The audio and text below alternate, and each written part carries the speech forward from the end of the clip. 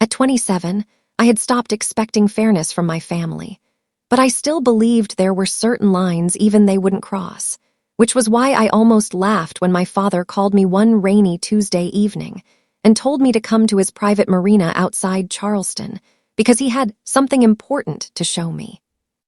I arrived expecting another argument about my career, only to find my younger brother, Mason, standing beside a brand new luxury yacht with a bottle of champagne in his hand, while my stepmother, Valerie, smiled proudly and announced, "Your father decided Mason is finally responsible enough to receive his share of the family estate."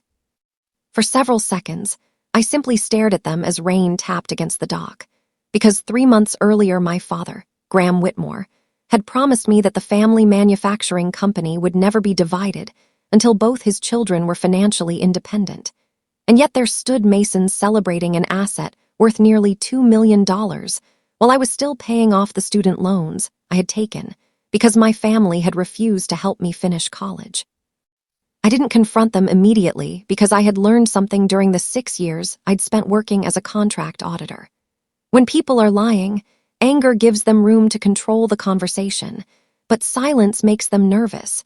So I calmly asked my father why the yacht was registered under Mason's name.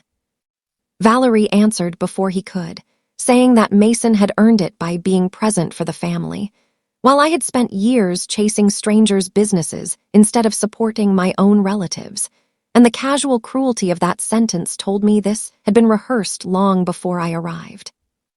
My father wouldn't meet my eyes, and when I asked whether my name had been removed from the family trust, he finally whispered, "There were some changes," as though my entire future were an appointment he had accidentally rescheduled. But before I could ask another question, Mason raised his glass and said, "Don't make this about you, Clara. For once, let someone else have the good life." That sentence followed me all the way home, but instead of crying or calling my father back, I opened the old storage box where I'd kept every document connected to our family business. Because years earlier my grandfather had taught me never to trust a handshake when property, companies, or inheritance were involved. Buried beneath old tax statements and photographs, I found a yellowed folder marked Whitmore Family Holdings, 2011, and inside it was a contract I'd completely forgotten about, signed by my grandfather shortly before his death. The document stated that any transfer of major family assets made without the written approval of both grandchildren would trigger an independent review of the entire estate.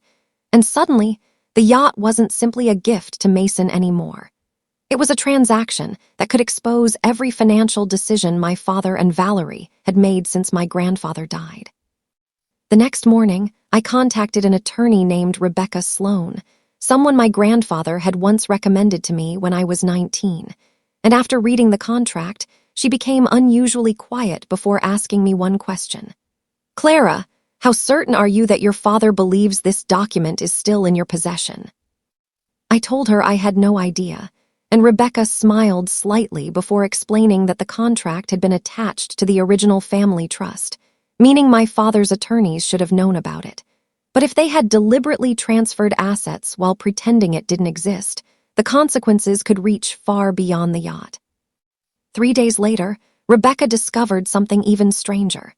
Nearly $4 million had disappeared from a family investment account during the previous 18 months, with payments divided among companies I had never heard of, and every one of those companies had a connection to Mason.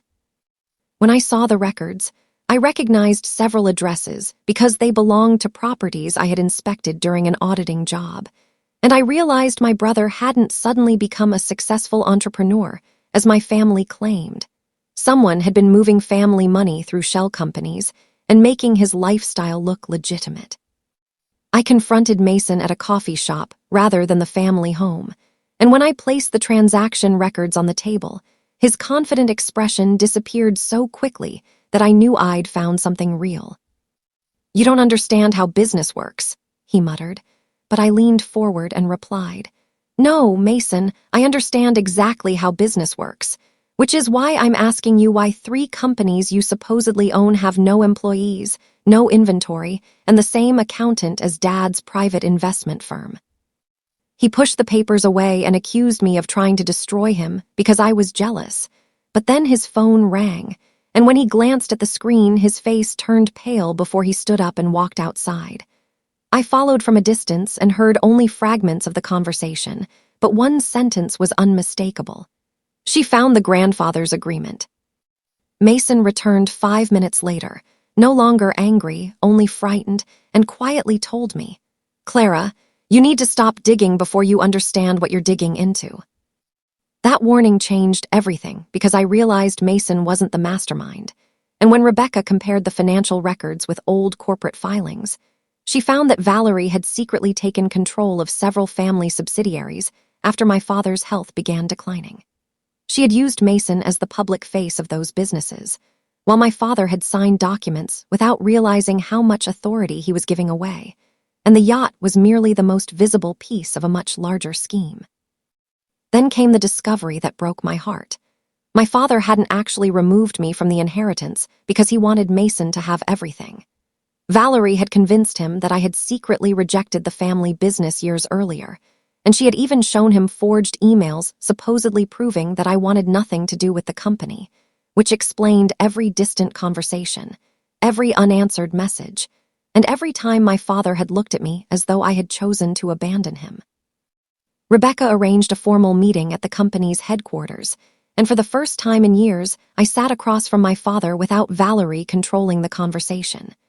Rebecca placed the original trust agreement, the financial records, and copies of the suspicious transfers on the table, then said calmly, "Graham, your daughter didn't betray this family. Someone has been using your signature and your trust to separate you from your own children." My father stared at the documents for nearly a minute before turning toward Valerie, and the look on his face was not anger at first. It was devastation. Because he finally understood that the person he'd trusted to protect his family had been quietly dismantling it.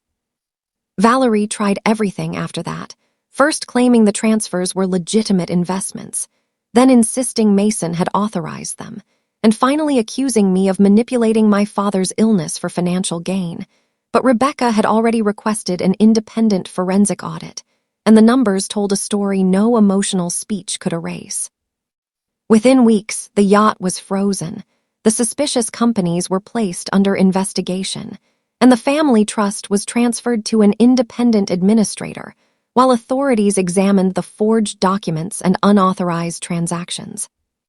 Mason eventually admitted that Valerie had promised him control of the company if he helped her move the money, but he insisted he never understood how much had been taken. And although I couldn't forgive him immediately, I realized that revenge wasn't what I wanted anymore. I wanted my name back, my father's trust back, and the freedom to build something that didn't depend on whether my family considered me worthy of a seat at their table.